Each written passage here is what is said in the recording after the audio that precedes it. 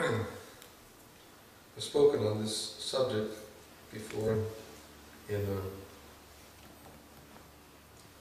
different seminars in reference to compassion and the importance of cultivating the proper attitude if one wishes to dedicate, devote his whole life to chanting the holy name of the Lord. And it comes down to our dealings with others, our dealings with devotees and dealings with non-devotees alike.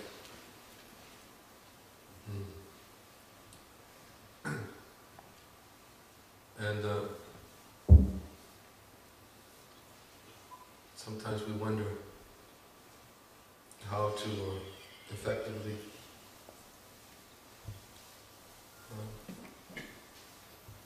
change people's hearts. Of course, Krishna consciousness can change anyone's heart. Krishna can act from within anyone's heart to make the necessary change. We don't change hearts. We as preachers of Krishna consciousness, our duty is to turn people's attention towards Krishna, and Krishna acts from within the heart. Shinvata Svakata Krishna Vanyashavana Kirtan Vedantis Loya Vedani Virinoti Sunitsatam. Krishna acts from within the heart to cleanse the desires for material enjoyment of the heart of those persons who develop the urge to hear his messages when properly heard and chanted. Of course, they have to be properly heard and chanted. But nonetheless, Krishna can act from within the heart of anyone, and who turns their attention to him and can change their course in life and awaken faith in their hearts, because ultimately it's faith, or Shraddha, or faith in chanting the holy names of the Lord, faith in the association of Vaishnavas, faith in the conclusive truths of the scriptures. It's faith that enables a person to make progress and advance in Krishna consciousness. And we oftentimes use the example given by Bhaktivinoda Thakur that the awakening of faith in the heart of a conditioned soul is like the birth of a baby girl. He gives the example that just like when a young baby girl takes birth, then the baby requires protection from hunger and thirst, from heat and cold, from dangerous creatures, and also requires to be properly nourished. If the baby is properly protected and given proper nourishment, then the baby is given all facility to grow into a healthy child. And Bhaktivinoda Thakur uses that analogy that Shraddha, or the awakening of faith in the heart of a conditioned soul, is just like the birth of a baby girl.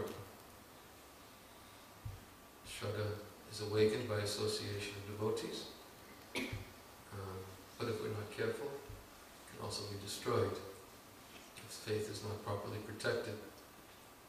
And he says that the heat and cold and hunger and thirst are compared to be like desire for fruitive results, fruitive gain, the desire for liberation, the desire for freedom from suffering. These are all described in Chaitanya Charitamrita. Krishna Bhakti Nishkama Ataya Vishanta Mukti Mukti Siddhikami Sakadeva Shanta. The devotee of Lord Krishna is desireless, and therefore he can be peaceful, whereas those who are desiring bhukti, sense enjoyment, those who are desiring liberation, mukti, freedom from suffering, those who are desiring siddhi, mystic yoga perfections, they still have some desire, lusty desires, the sakaliya shanta. Therefore they can never be peaceful. Prabhupada also used to quote the verse, Bhukti Mukti Sprihayava Pisachi Vidivartate, by Goswami in Bhakti Rasamrita Sindhu, which describes that Bhukti and Mukti, they're like two witches which hunt like a ghost. And as long as these two witches are within the heart, then one will never be able to taste the bliss of devotional service. Comparison to be like two witches which hunt one like a ghost. So, therefore faith, establishment of faith, awakening of faith within the heart comes through association of devotees. And when that faith is awakened within the heart, then Shraddha Ratir Bhakti Anupravishyati.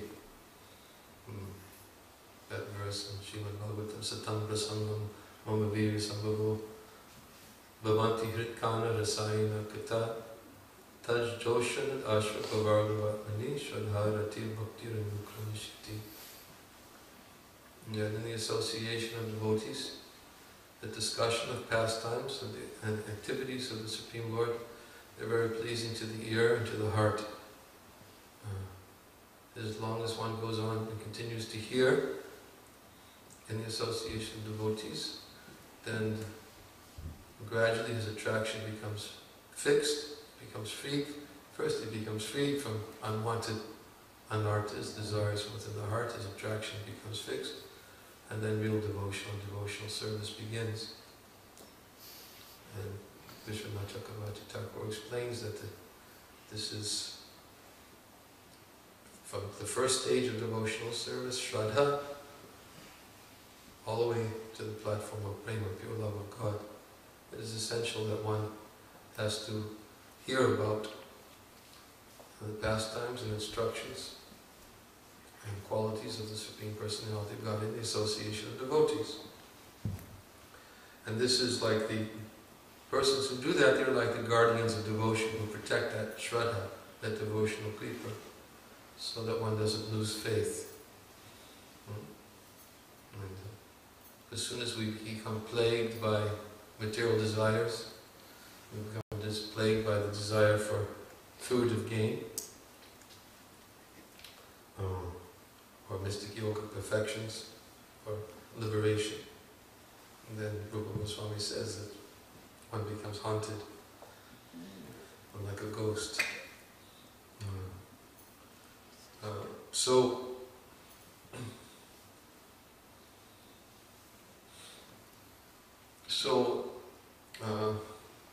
As we said, that our dealings with others, we should always be very careful that we do not do anything to obstruct or impede a person's faith, or to break a person's faith in Krishna consciousness of the holy name of the Lord. Bhaktivinoda Thakur explains that this faith is the most important commodity in the marketplace of the holy name. He explains that in the marketplace of the holy name, the currency that is used in the marketplace of the holy name for purchasing the pure holy name is faith. And therefore, if we actually want to help others, we should be very eager to collect their faith and offer it.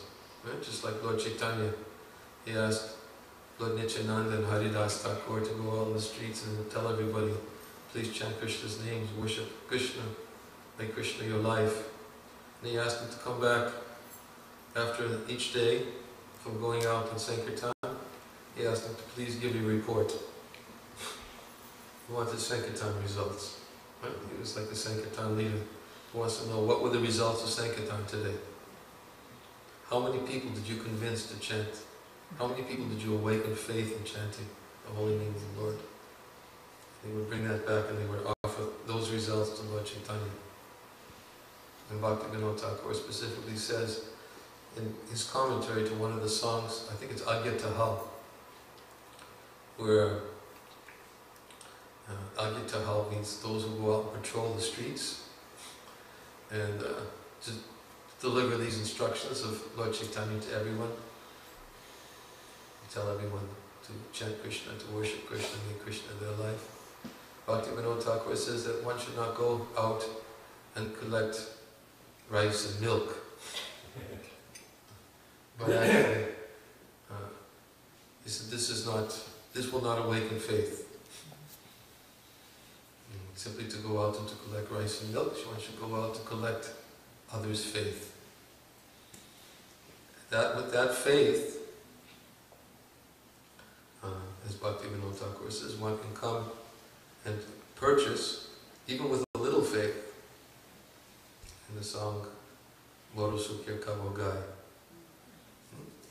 I have here, Moro Sukir Kavo Gai. I'm going to get to these verses tonight.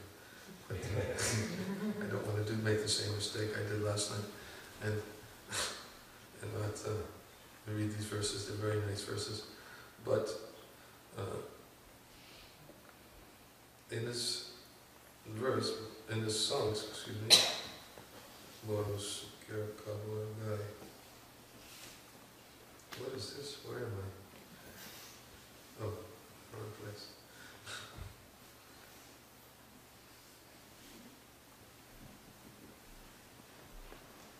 He says,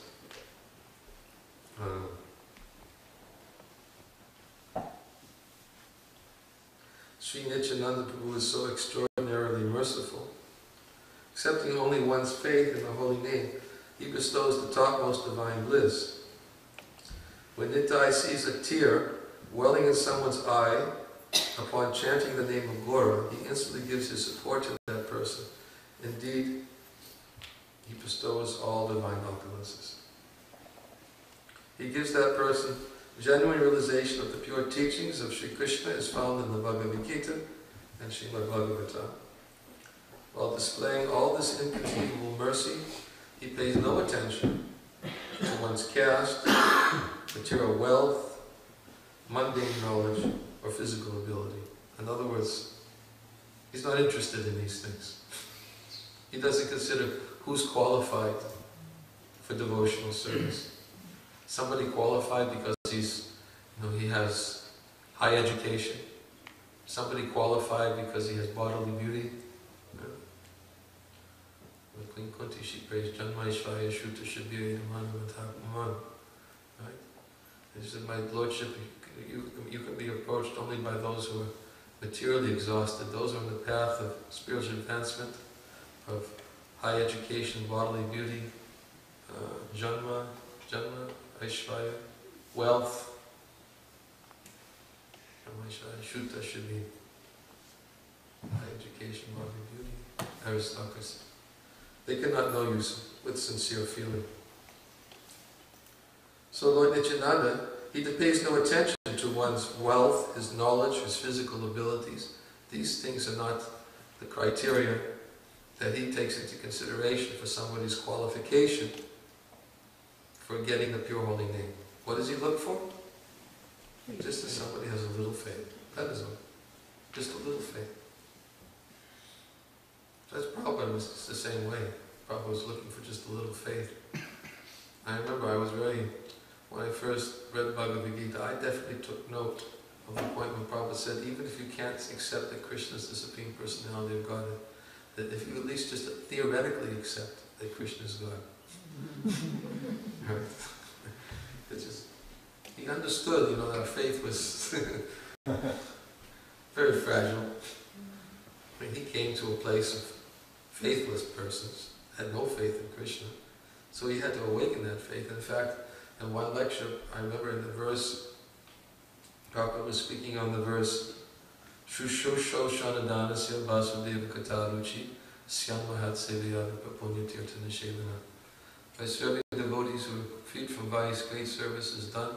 By such service, one develops an attraction for hearing the message of Godhead. Prabhupada was speaking on that commentary, and Prabhupada, in his lecture, he said, I have given you your faith. I've given you. Of course, faith is there. Nitya Siddha Krishna Prema Sajjaka Bunoi Shavanari Sudachite Kore Udoi. The pure love for Krishna is eternally situated within the heart of every living being. It doesn't come from any other source. When one hears about Krishna from the right source, then what happens? That faith is brought out. It's evoked. It's there, but it's brought out. And Prabhupada gives the example like the catalyst. He said just like there's fire and wood, but you need the catalyst to bring out the fire and wood. So when you put some fire against the wood, you touch the wood, then it acts as a catalyst to bring the fire out of the wood. Although the potential for fire is already there. So faith is already there, love for Krishna is already there, but it needs the catalyst. So Prabhupada said, I've given you your faith. So, Prabhupada, of course, gave us so much faith because he was transparent. He was his firm faith when he wrote Markandeya Bhagavatam in Jaladuta. He ended his prayer to Lord Krishna and he said, I have no qualification, I have only one qualification. Simply have firm faith in the holy name of the Lord. That is my qualification. Consider himself otherwise unqualified. In so many respects, we just read the song Markandeya Bhagavatam the other night in autumn. Prabhupada was speaking. How can I possibly awaken faith? How will they hear your message? Only if you want them to be delivered, then they will be delivered. Therefore I pray you deliver them. Prabhupada saying, I can't do it. So he awakened faith because of his firm faith in Krishna, in the hearts of the conditioned souls.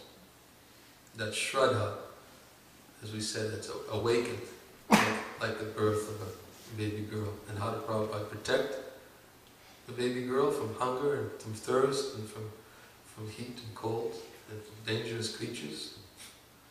Protected by his example,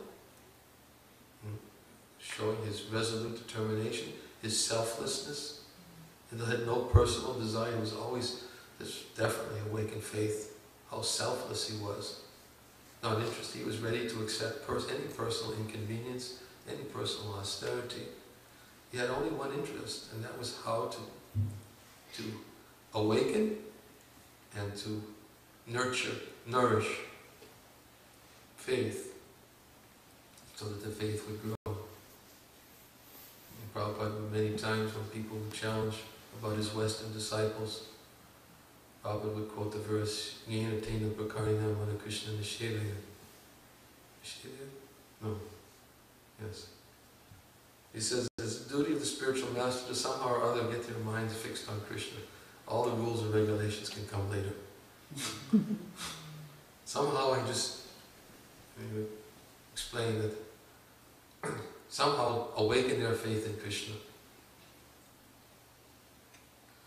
So here we see that in distributing the holy name of the Lord Nityananda, he doesn't pay any attention to one's material wealth, his mundane knowledge, his physical ability.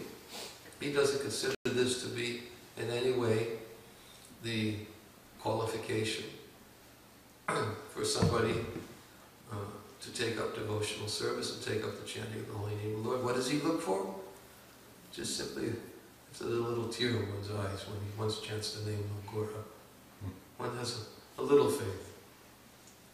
And as we know, that Lord Nityananda, his method of distribution of the holy name of the Lord was such that even if he was approaching somebody who was faithless, just by his method of distribution, he would awaken faith.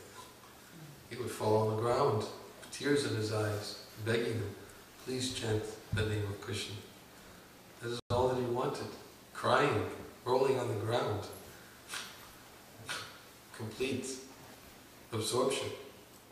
And anyone would see them, their faith would be awakened. Just like the story of Haridas Thakur. When Haridas Thakur heard the glories of Anantashesha, the snakebite physician described in Chaitanya Bhagavat. The snakebite physician was speaking about Anantashesha, and when Haridas Thakur heard the glories of Anantashesha, he experienced such ecstatic ecstasy within the heart, he fell on the ground, began rolling on the ground in ecstasy. He lost complete control of himself because of his total absorption in the Lord. And everybody who saw him, they immediately stood aside and they waited for him to come back to external consciousness, and they stood complete reverence upon observing the sight of such a saintly person with such experience of the holy name of the Lord. Faith was awakened just by seeing him, just by seeing. And clasped their hands, and everybody stood and respectfully just waited. And then finally when Haridas Thakur came back to external consciousness, he became immediately embarrassed because then he saw everybody was looking at him, and he tried to leave that place immediately because he wasn't interested in recognition, he wasn't interested in anything, prestige. So, of course, then as the pastime goes on, as described, there was one envious Brahmin here. He was thinking that, who is this Haridas Thakur? He's taken a low birth. People are giving him so much respect. People have so much faith in him. I'm a Brahmin. He's born in a Muslim family, and such a low birth. I have a high birth, Brahmin birth. So why are they giving him so much respect and attention? So he immediately fell on the ground and started rolling on the ground, crying. Tears, false tears in his eyes. We have another homework. We'll give it a try. And when the snake-bite physician saw the Brahmin rolling on the ground, manifesting all the symptoms, he immediately took a stick and started beating him. And the Brahmin immediately, as soon as he felt one strike, blow against his body, immediately demonstrated how aware he was of his external surroundings. He really jumped up and began running away out of fear, crying for his life.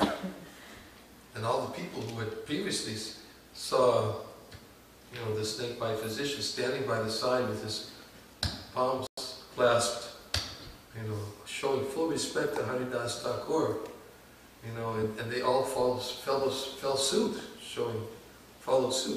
showing respect to Haridas Thakur. They couldn't understand. They said, why is it that this Muslim was rolling on the ground and you had such respect, but when the Brahmin, that you were beating him with a stick? And the snake-bite physician said actually he was not qualified. He said he was simply imitating. He just simply wanted some prestige.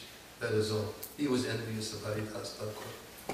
And then he went on with his mouth unlimitedly chanting, as if he had 5 mouths, chanting the glories, glorifying Haridas Thakur for his pure position of complete faith in the holy name of the Lord. And therefore he was ready to give him all respect.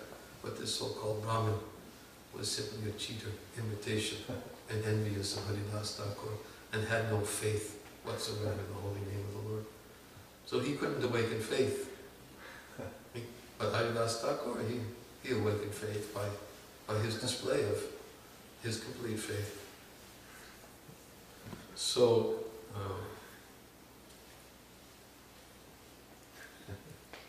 that is one example. There are many other examples that are given in the scripture of how Vaishnavas awaken faith. It's described that, that the topmost devotee of the Lord, he awakens faith in others simply by seeing him. Simply by seeing him, by seeing his absorption, chanting. Someone may have their faith awakened according to Vishwanath Chakravarti Thakur by the forceful preaching of another Vaishnava, a Madhyama Bhakta. So faith can be awakened by preaching, but the topmost devotee of the Lord, even just, he sits and chants. As someone sees him sitting and chanting, somebody just observes his activities, his behavior. Of course, Prabhupada did both. Prabhupada preached and was a perfect example. And therefore he was able to awaken faith both by his preaching and by his example. Just as it was said by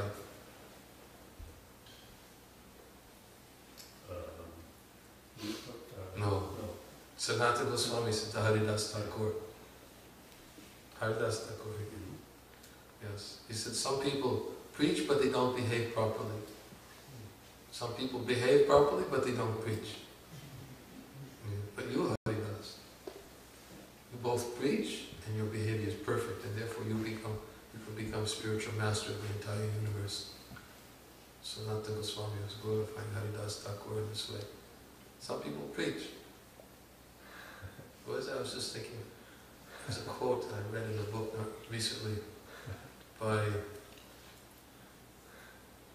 one name author, but it was an interesting quote.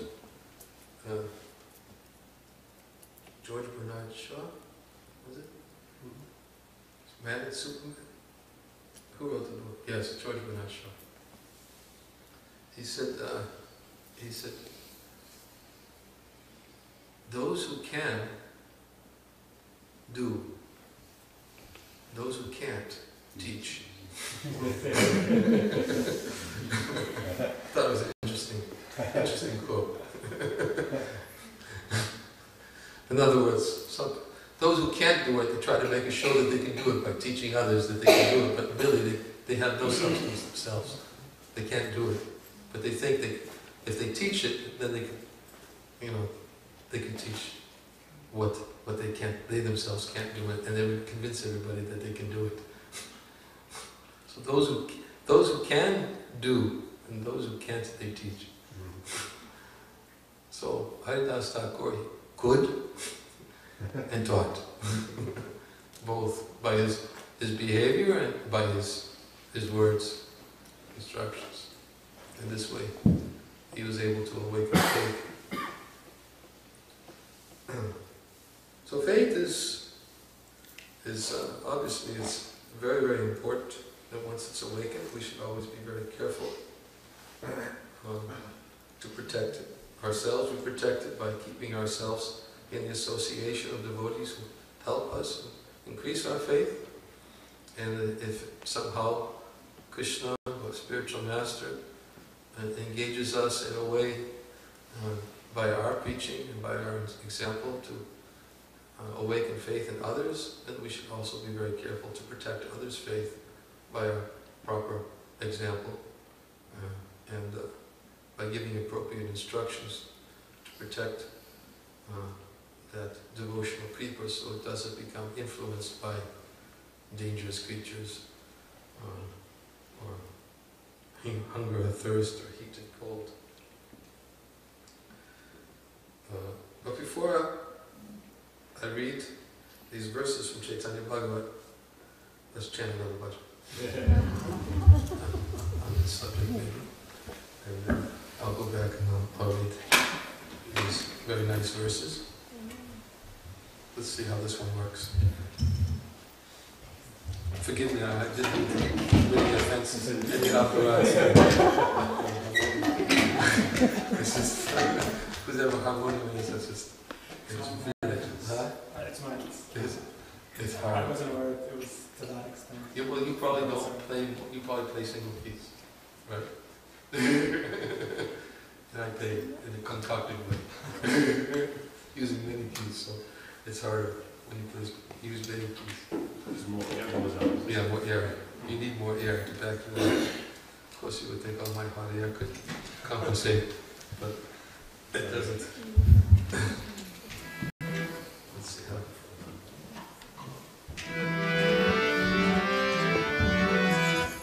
Yes. Thank you. This is better. I don't have to struggle as much.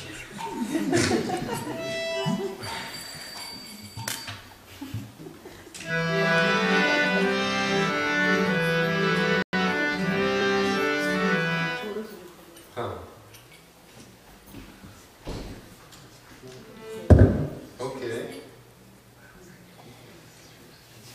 I don't know. Maybe we chant another bhajan and then we'll get back to those verses.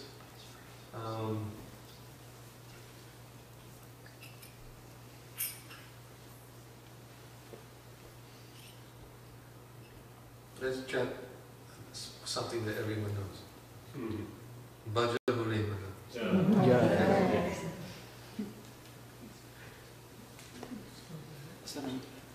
You don't have it. It's not it? It's not before you? Bhaja Hare Mana is not there. This is more songs. No, this is my songbook. Oh. It's a songbook I put together from different sources. But I think Huh? I think most of them know it. It's not there. It's strange. Huh? Which I mean, internet. 27. Which is a line in Bhaja Hare Mana. That was a mistake. No, Abhinaveda is It's a not. song. It's not about you. You can read it. Oh, Maybe it is about you, actually. Abhinaveda is by Bhaktivinoda Thakur.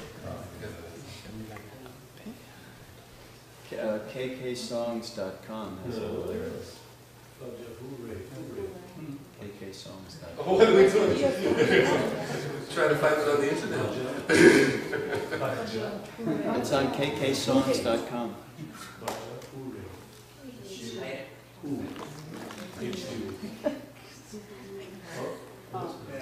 There we go, there you go.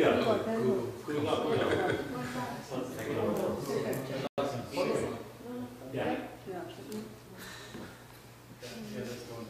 There we go. That's where you listen to it. It's an MP3. More glorious. We'll tell you, high tech. Here I am sitting with an iPad. This is my songbook.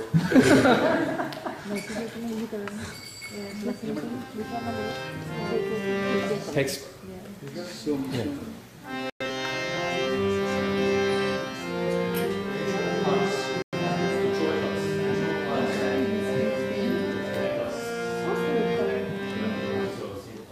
Jai.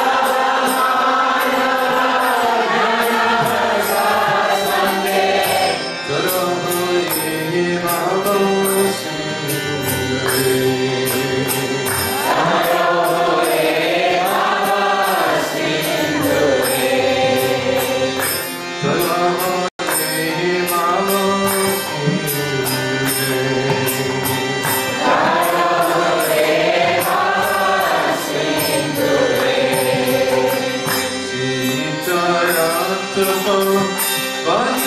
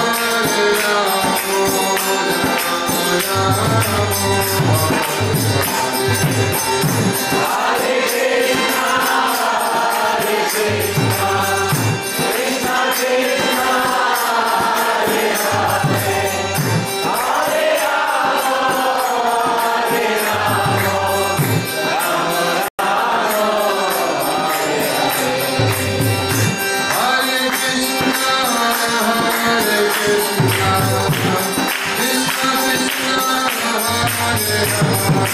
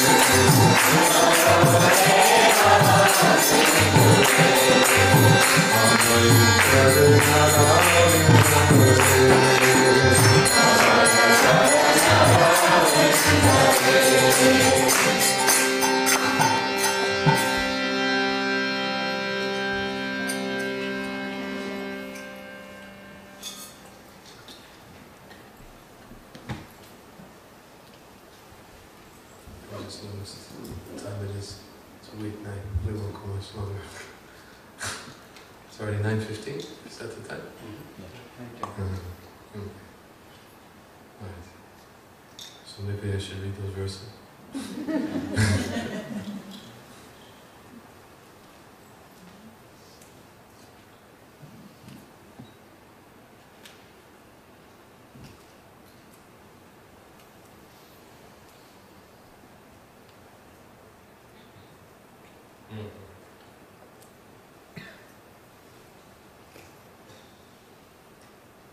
This is a verse.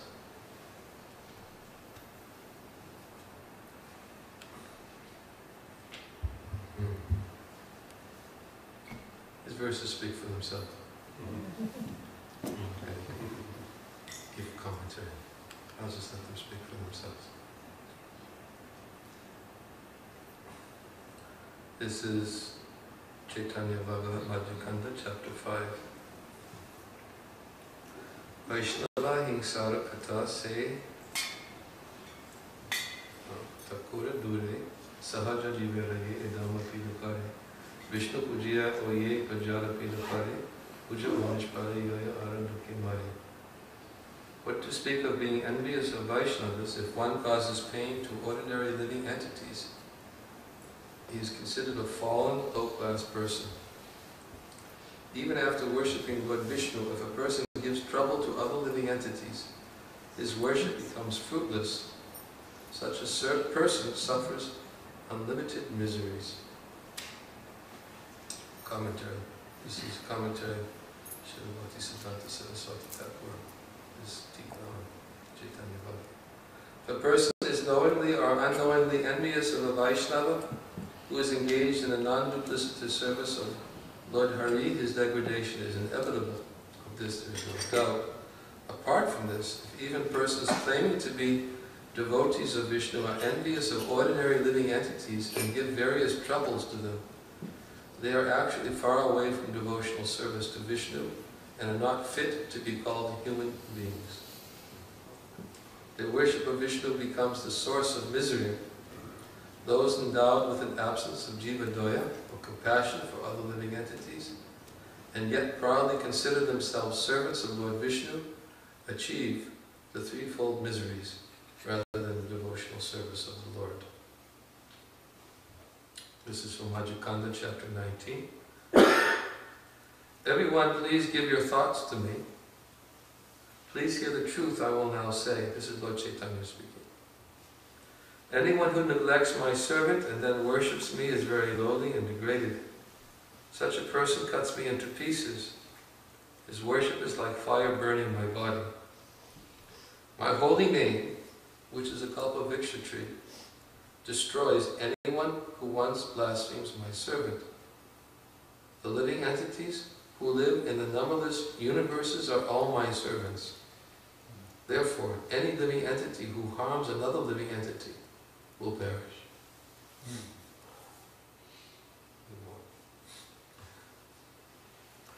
This is Majjhikanda chapter 20. From Brahma down to the unmoving plants, every living being is Lord Krishna's potency. Therefore, all the scriptures say, anyone who blasphemes another angers Lord Krishna. Lord Krishna delivers any person who is not a blasphemer and who once chants Krishna. That is the truth. It is the truth. If a person studies the 4 Vedas and then blasphemes others, he will fall into the hell called Kundipaka.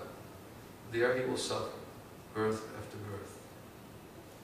Same chapter, text 212. If a sannyasi blasphemes an innocent person, the sannyasi will fall down, all his piety will perish.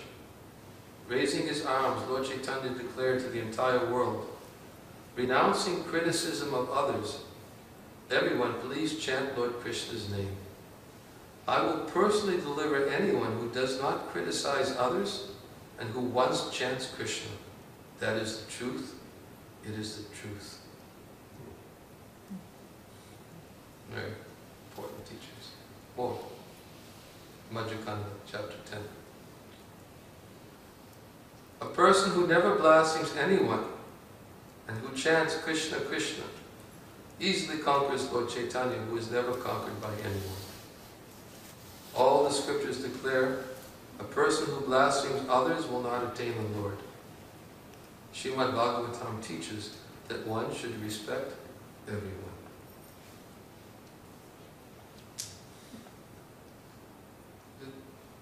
Those are some few verses. There's more, but those are the few that I extracted.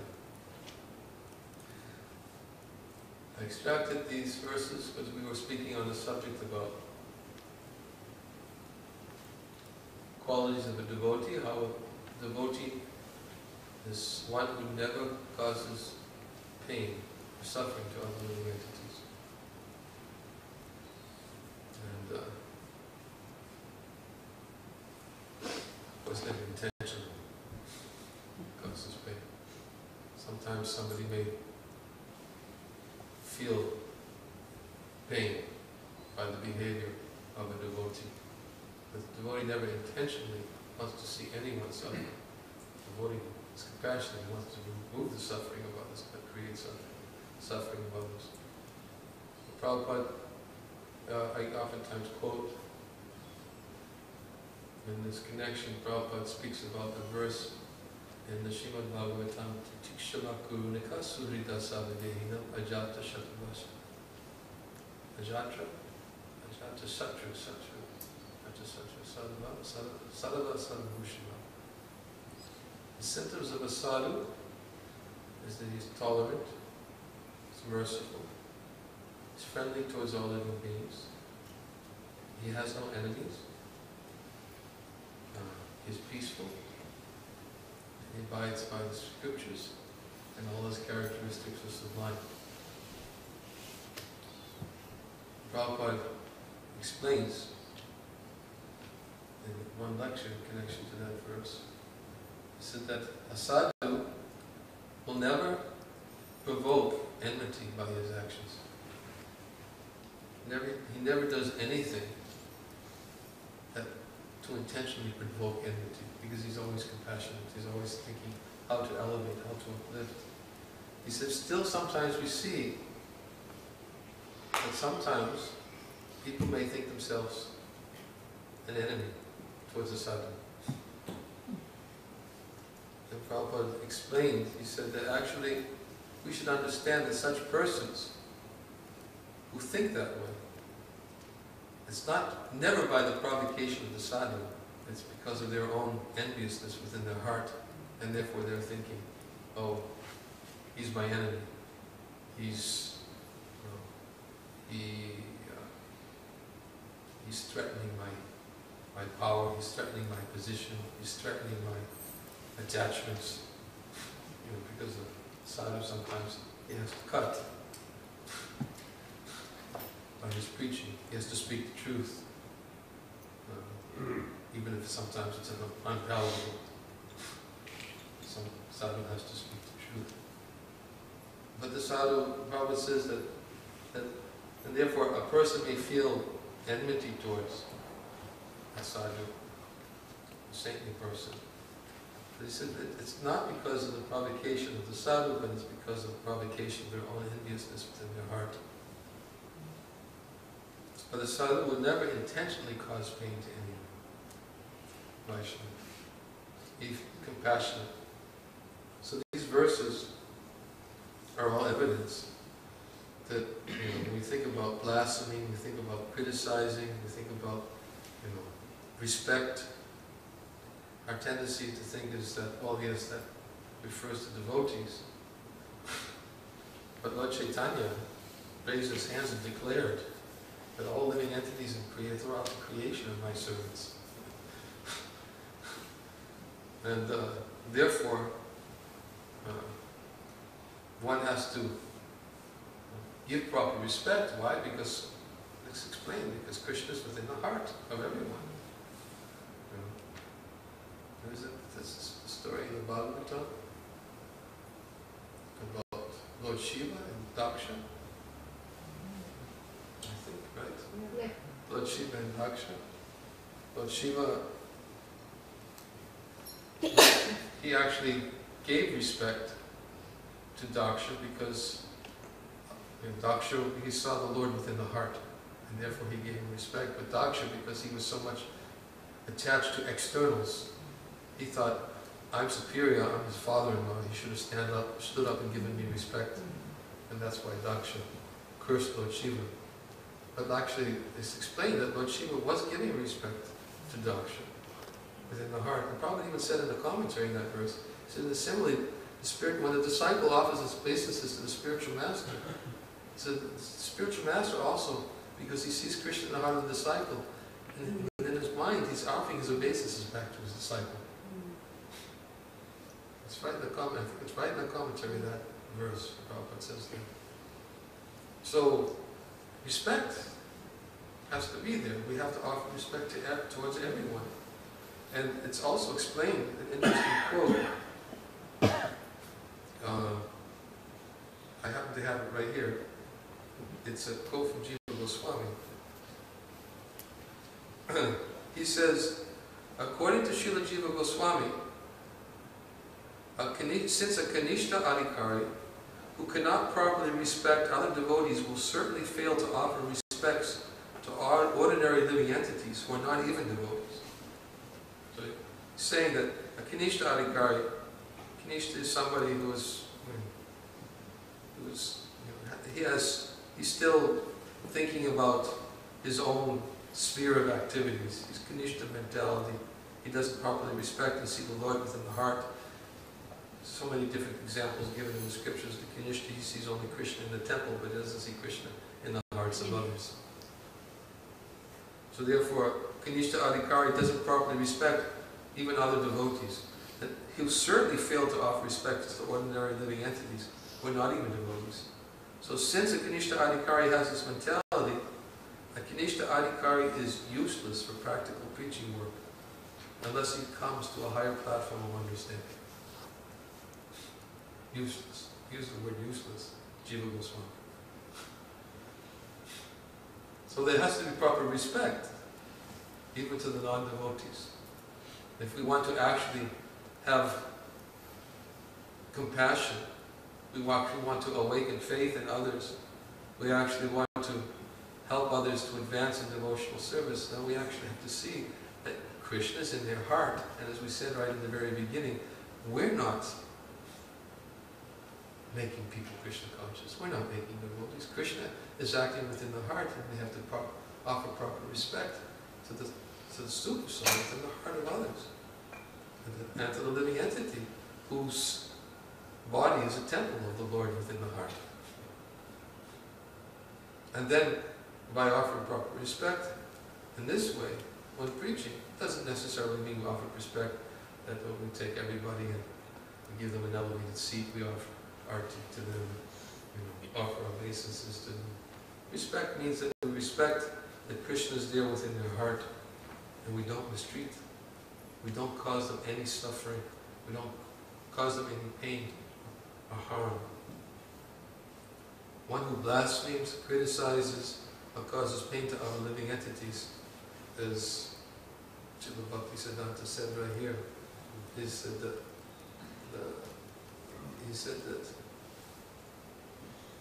worship of Vishnu their worship of Vishnu becomes the source of their misery. Those who are endowed with an absence of jiva-doya, compassion for other living entities, and yet proudly consider themselves servants of Lord Vishnu, achieve threefold miseries rather than devotional service of the Lord. So, anyways, I wanted to read these verses last night in connection to the verse Trinada Pisu Nichina, Tolura Pisu Nishnana. But I never got to read them, so I thought I would read them tonight.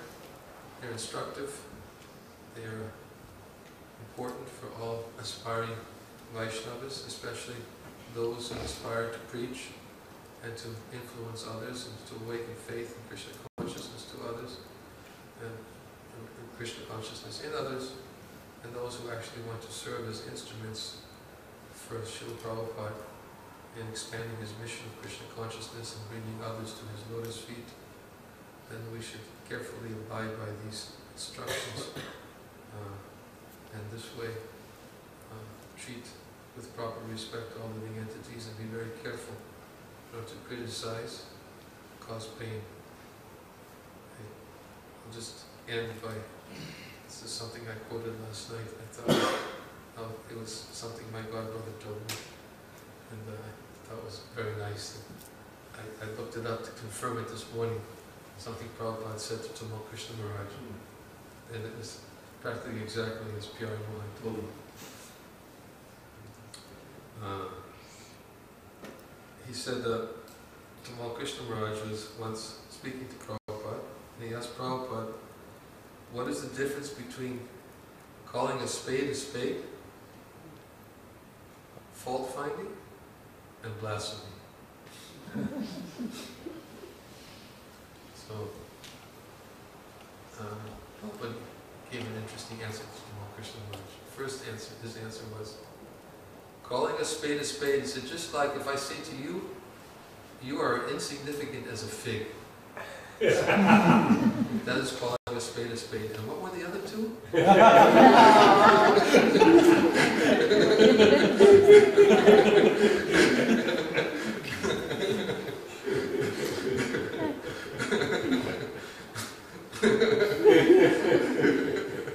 Prabhupada was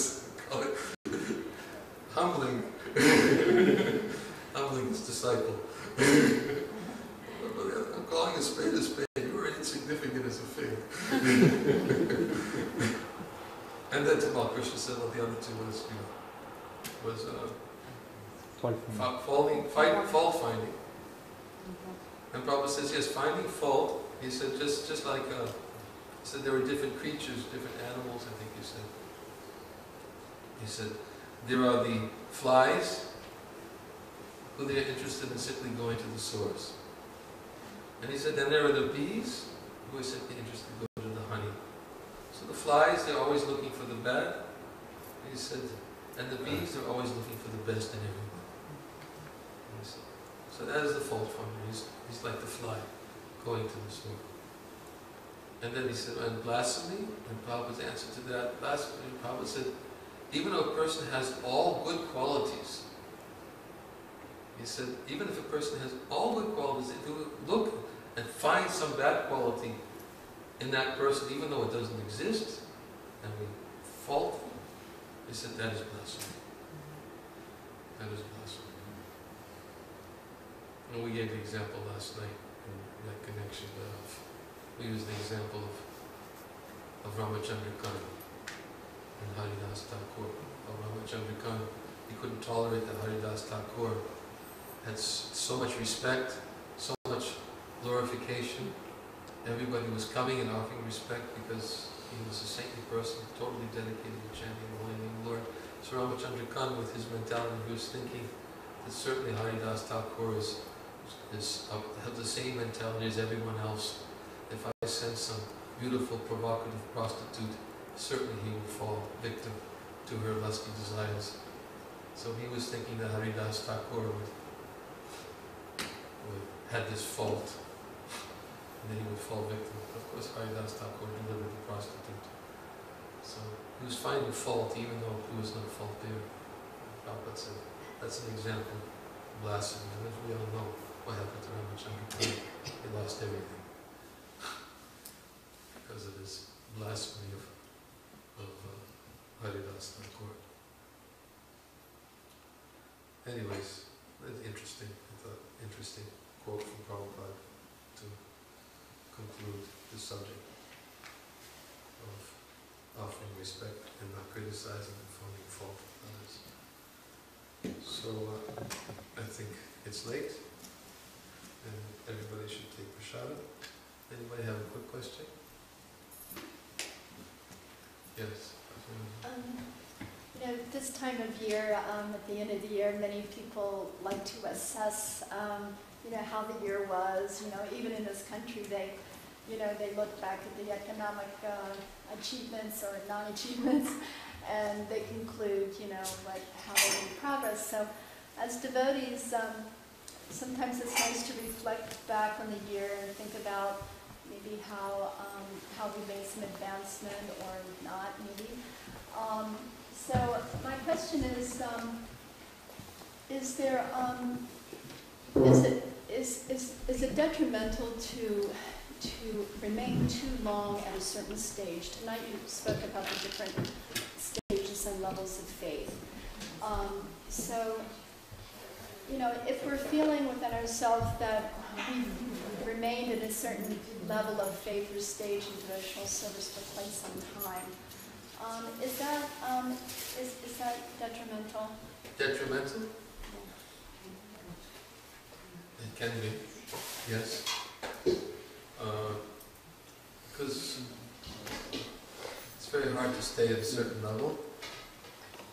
And because Prabhupada oftentimes would use the example in lecture on the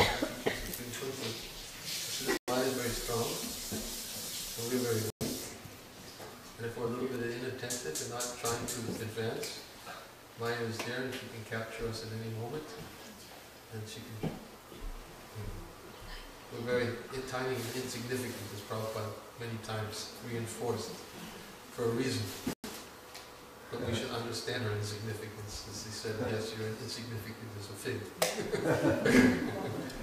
He did that for a reason, because we're supposed to be really feel helpless and dependent, totally dependent on Krishna. And if we become complacent, and Prabhupada says that, he says that in one lecture, I always remember this because it was a lecture he gave in 1973, just before he was in the temple. He said we are always in the middle of the ocean, and we have to be careful. We're in the middle of the ocean, and at any moment we can be affected by the influence of the ocean of material existence. And he said, he gave the example that when one comes to Krishna consciousness, Maya will test one if one is coming to serve Krishna or disturb Krishna. He said, therefore, we always have to be very careful to take shelter and to not become complacent. This is the essence of what Prabhupada was saying, the dangers of complacency. Because as soon as we become a little complacent, then we can easily be captured by the illusory energy. So complacency is dangerous. And therefore, if we do, make like a self-analysis of ourselves and feeling that, yes, I've become a little bit complacent, or I'm not really endeavoring or striving to advance the devotional service. I found my little niche where I'm comfortable. And Bhaktivinoda Thakur does talk about this in Bhakti Loka. He said, he gives the example that, that one actually has to go through different stages and advance his own stage. He should not try to go beyond his level of advancement. He says there's danger if he tries to do that. So once he comes to a certain stage and he knows what are the symptoms of that stage he's at, then he should try to accomplish what needs to be accomplished at that stage, and then gradually he can move on. So he warns that one should not try to go beyond. But at the same time, one still has to become qualified at that particular stage that he's at, so that he can move on. But if we become a little complacent and we don't, then we should understand that we have to seek out the association of devotees who actually push us a little bit by their association to become more advanced. That's how we can overcome our own complacency. What the tendency is, but I don't want to be pushed by anybody, I want to go at my own pace. And sometimes, if we come to the association of devotees who are more advanced, who are more determined, who have stronger faith, and we would begin to realize, wait a minute, I still got some ways to go. So a sincere person, a sincere sadhaka is somebody who wants to advance. Doesn't want to stay at that level. So they associate with such devotees for the purpose of trying to advance. And don't feel threatened by them, or don't try to find fault with them, or because it's like a razor's edge. So it is dangerous to be complacent. It can be dangerous. But if one is understands their level, their level at what the capacity is for surrender, and then at that particular level, they should still try to become steady at that level. Because Anishtita Bhakti, the symptoms of Anishtita Bhakti is, as Vishwanath Chakravarti Thakur very elaborately described in New Kadamini. Anishtita Bhakti is unsteady devotional service, and there are certain symptoms of unsteady devotional service, beginning with Utsahamai, Ganatarala, Yuddhavikalpa. These are all terms. Yuddhavikalpa means going back, wavering back and forth in our devotional service, where sometimes we feel like renouncing, and sometimes we feel like I can't renounce, and go back and forth, and then this Vishaya Sangama, where one tries to give up sense gratification, and then becomes entangled with the very same thing he tries to give up. A certain thing that he can't seem to give up, he knows is an obstacle. He makes a vow, I'm going to give it up, but then the very next day he's doing the same thing he vowed that he wanted to give up. So it's weakness. It's Anishtita Bhakti. And then another example is another stage is when he makes a vow to do something. Like for instance, I'm going to completely fast Nirjal every Ekadasi. Just like that. You make a vow. And then and next Ekadasi comes, you start off really good, and somebody walks by with some really nice prasad. And you immediately think, well, I'll start next Ekadasi.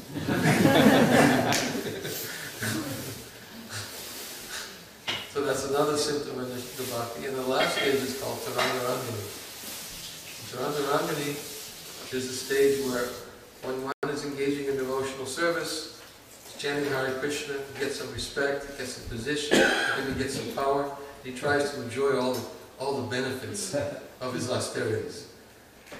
Now let me enjoy the respect, let me enjoy the authority, let me enjoy the fact that I've got my office, I can control, I've got all these things, That's Tarangarangani. That's another symptom of Anishtita Bhakti.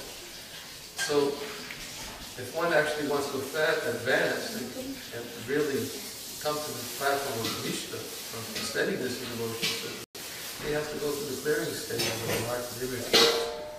And to become freed from anarthas, it's not something we can do by our own effort. We need strength to overcome our anarthas.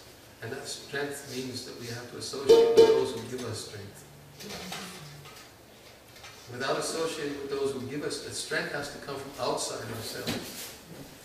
There's a verse, Vayamatma Balahanena Lavya, Lachakamatatapasol Vyapyamlingat,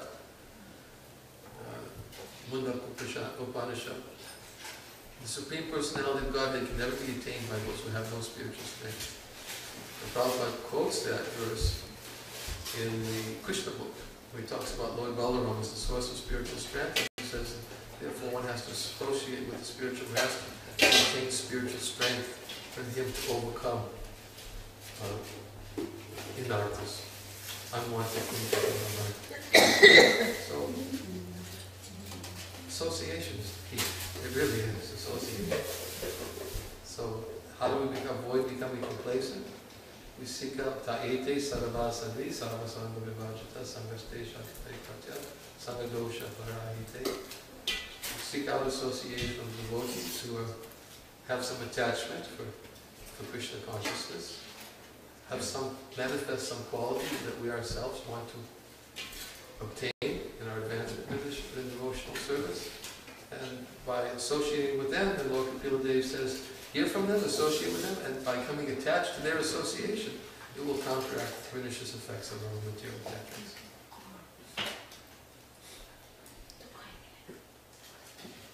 I guess a little bit detailed, I to get all much on the subject. I thought your question warranted a little bit detail.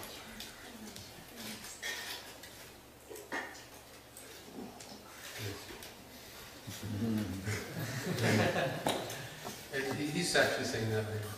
Saying that. Thank you. So we'll stop there. Very well.